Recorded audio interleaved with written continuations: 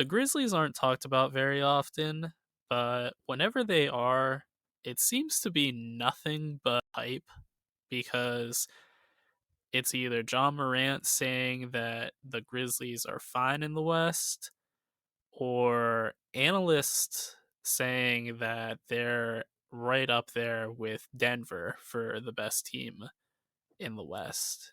And really, I just don't see it. Starting with the stats of them, they're just a bit confusing to me because they're fourth in point differential and sixth in record. But one, they're on a slide where they're 3-7 in their past 10 games. And two, they are they're very good stats, but they're not overwhelmingly so. So it's like, make way, guys. The fifth best team in the league is coming through. Oh my gosh.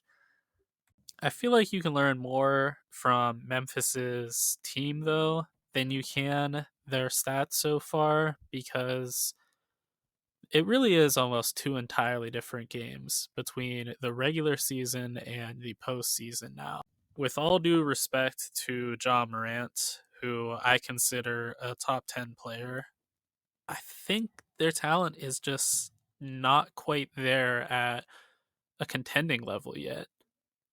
Beyond Morant, there's Desmond Bane, who I would consider a star that is one of the best shooters in the league and is developing an off the dribble game as well, which is very exciting.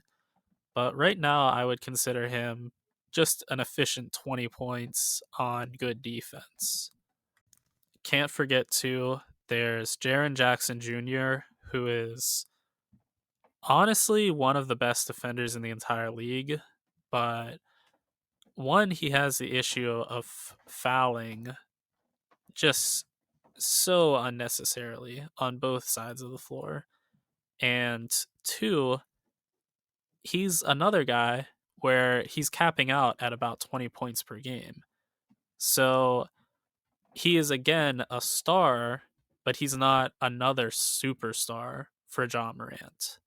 And then quickly for the guys I consider to be role players on their team, they have Dylan Brooks, who is typically a good defender, but if you catch him on the right night, like against Jason Tatum, say, a elite defender. And then there's Steven Adams, who's one of the last true big men in the NBA, so props to him.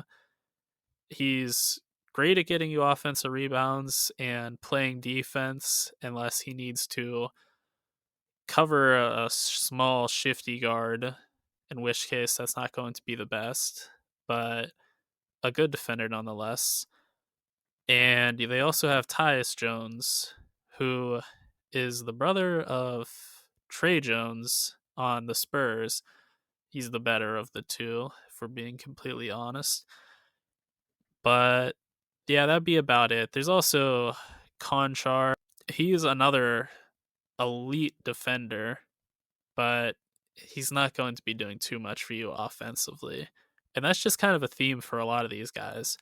They will play defense for days, but they're not the most skilled on offense. And even with that said, like, that kind of extends to John Morant as well, where he can go into shooting slumps.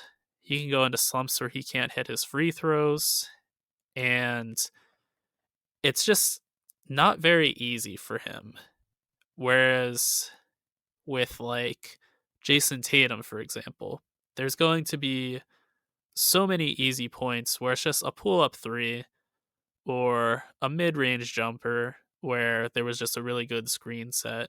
And with Ja, though, he's going to have to go to the rim and attack you over and over again, which is, even for him, not an easy thing to do. And lastly, for how they compare to the rest of the West, which is a hard thing to say, give me Denver, who has Devin Booker, who you could really argue is just as good as Ja Morant.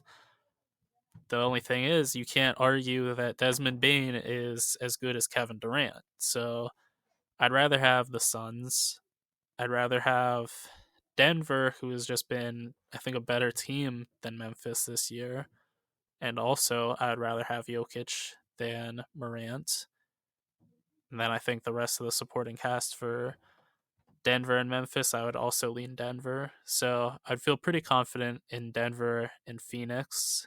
And then I think Dallas, honestly, they could compete with Memphis for sure right now.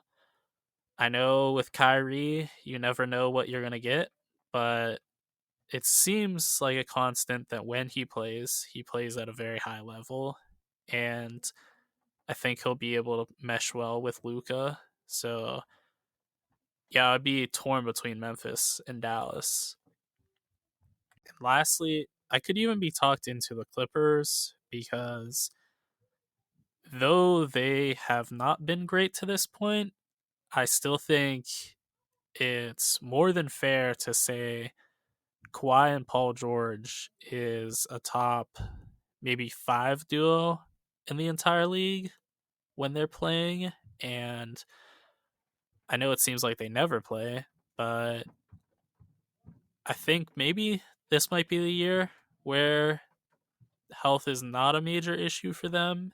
And I feel more confident as we get closer to the playoffs because there they are just focused on important games. In the end, I think Memphis is a really good team that could be a contender as soon as next year, honestly. But I don't think they have quite the talent that's needed to truly compete in this stacked West.